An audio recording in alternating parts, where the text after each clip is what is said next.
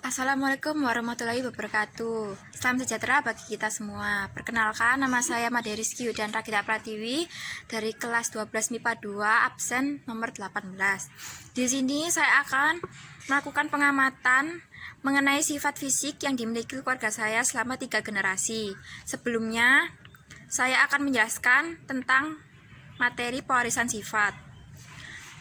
Pewarisan sifat atau hereditas merupakan penurunan sifat dari induk atau orang tua kepada keturunannya atau anak.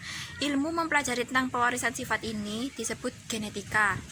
Sifat-sifat suatu makhluk hidup diwariskan melalui sel kelamin jantan dan sel kelamin betina. Bagian sel bertanggung jawab terhadap penurunan sifat ini terdapat di bagian inti sel atau nukleus. Di dalam inti sel terdapat kromosom. Kromosom kan benang-benang halus yang berfungsi sebagai faktor pembawa sifat keturunan. Di dalam kromosom terdapat substansi pembawa sifat keturunan yang terdiri atas senyawa kimia yang disebut gen. Gen berfungsi sebagai penentu sifat-sifat suatu makhluk hidup. Kromosom dan gen berfungsi sebagai penentu sifat-sifat suatu makhluk hidup.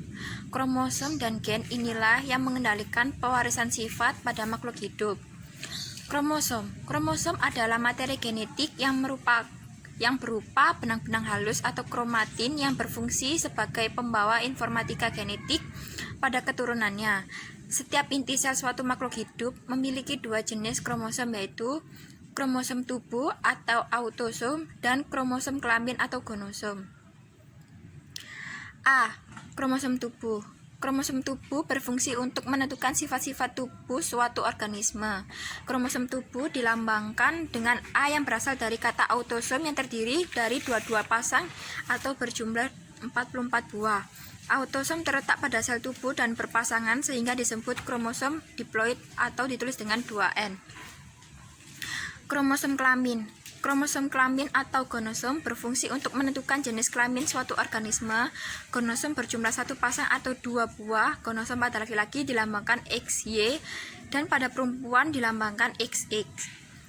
Gonosom terletak pada sel kelamin dan tidak berpasangan sehingga disebut kromosom haploid atau ditulis dengan N. Gen. Komposisi susunan gen-gen di dalam tubuh makhluk hidup disebut genotip. Setiap makhluk hidup berbeda-beda yang dapat menentukan sifat-sifat suatu makhluk hidup tersebut. Pada dasarnya, genotip adalah sifat pada makhluk yang tidak terlihat. Genotip inilah yang nantinya akan munculkan sifat fenotip. Fenotip adalah sifat pada makhluk yang dapat terlihat. Sifat fenotip merupakan perpaduan antara sifat genotip dan lingkungannya. Pada umumnya, suatu gen dinyatakan dengan simbol huruf. Huruf kapital menyatakan gen yang bersifat dominan, misalnya M atau merah. Sedangkan huruf kecil menyatakan gen bersifat resesif, misalnya M kecil atau putih. Gen selalu berpasangan, misalnya M besar, M besar, M kecil atau M kecil, M kecil. Gen yang sama sifatnya seperti M besar atau M kecil disebut homozigot. Sedangkan gen yang berbeda jenisnya seperti MM disebut heterozigot. Jika gen dominan bersama-sama dengan gen resesif, sifat yang tampak adalah sifat yang dibawa oleh gen dominan, dan sifat yang dibawa oleh gen resesif tidak akan muncul.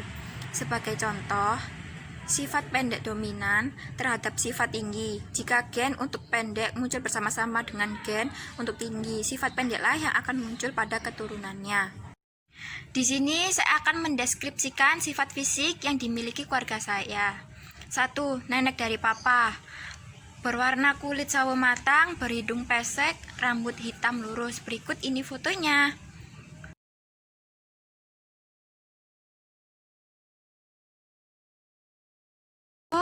Kakek dari papa saya berkulit sawo matang, berhidung pesek, dan berambut hitam lurus. Berikut ini fotonya.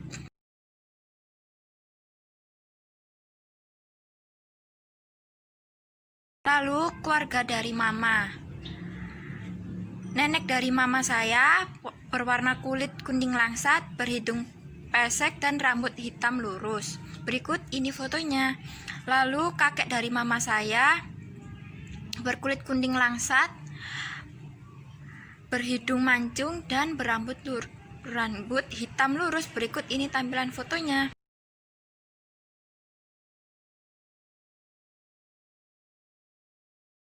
Lalu kakek dari mama saya berkulit kuning langsat, berhidung mancung, dan berambut hitam lurus. Berikut ini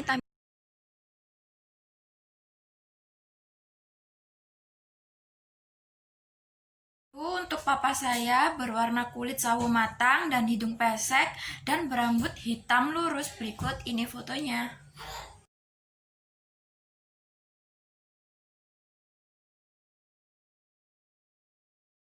Untuk mama saya berkulit kuning langsat dan berhidung pesek dan berambut hitam lurus. Berikut ini fotonya.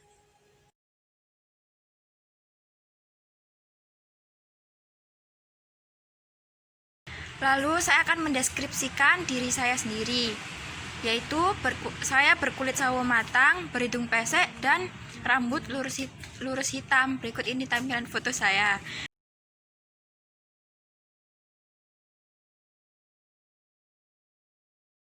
Kesimpulannya, yang dapat saya ambil adalah tidak semua yang dimiliki oleh orang tua pada semua anaknya itu sama. Dan saya dominan lebih mirip oleh papa saya. Sekian dari saya. Wassalamualaikum warahmatullahi wabarakatuh.